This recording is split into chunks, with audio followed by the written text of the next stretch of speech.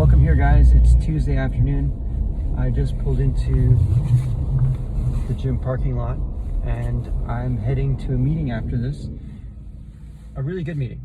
Every quarter or so, a bunch of friends of mine from my previous life in finance when I worked for a bank, we meet, and it's sort of a meeting of the minds. We meet every quarter or so. We have Chinese food together at a restaurant, and I look forward to it because some of them are clients, but also I'm able to talk about my industry in real estate, and they're able to talk about investments and insurance and different types of finance that they're doing now as we've moved along in our careers and made changes and so on.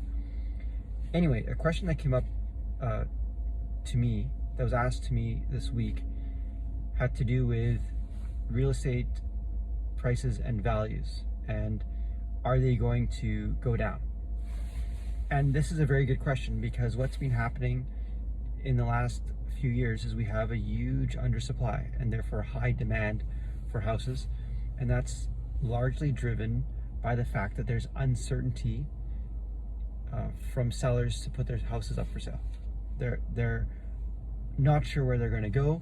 There's a large segment of boomers, baby boomers, who are staying at home longer, they're living longer, they're healthier, and they're enjoying their homes, so they're renovating them and making them livable into older age.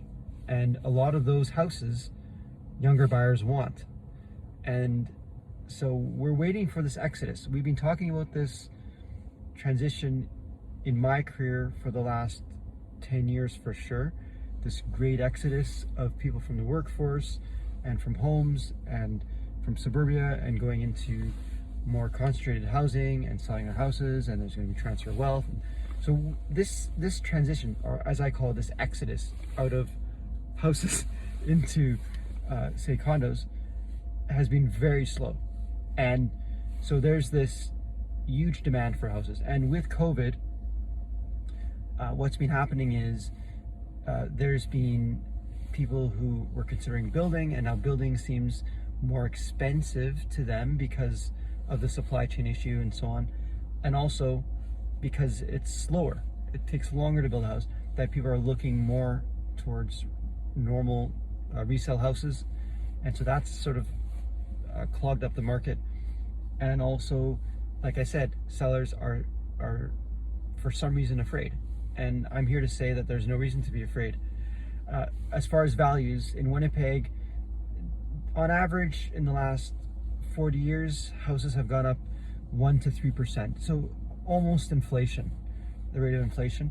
And Winnipeg's been very stable for many decades. In the last 15 years or so, we've been seeing some double-digit years and more activity. And there's a lot of reasons for that. What I'm here to say is, in Winnipeg, real estate values in general, they don't go down. And I can say this with confidence because of personally my business with my own clients. I've been reviewing clients of mine who bought during the pandemic, so in 2020, and every single one that bought with me ended up with better numbers in 2021 year to date.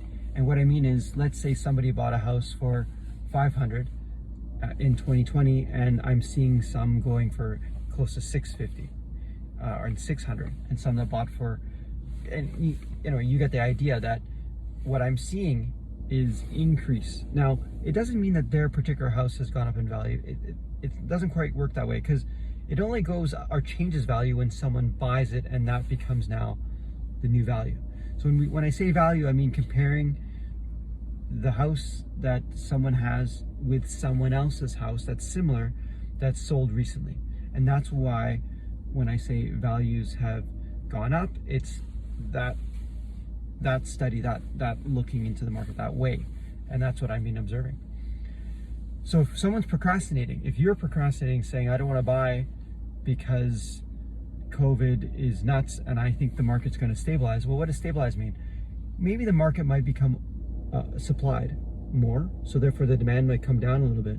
But even if the demand is lower than the supply, or sorry, demand is lower because the supply is higher, if that happens, okay, it doesn't necessarily mean that the values are going to go down. It might just mean that it takes longer to sell a house. It might mean that buyers are going to take their time, but it doesn't necessarily mean that they're going to come down in value from 2020 values. That just hasn't happened in other recessions and other markets over the decades. I haven't seen that happen as a consistent thing in Winnipeg. So when should you buy? You should buy now. Always we say buy now.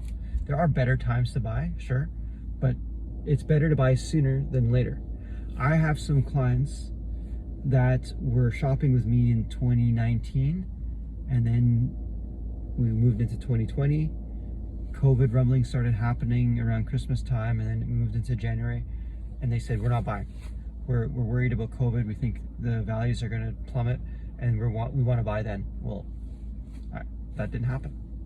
And now values have come up so much more that they're basically priced out.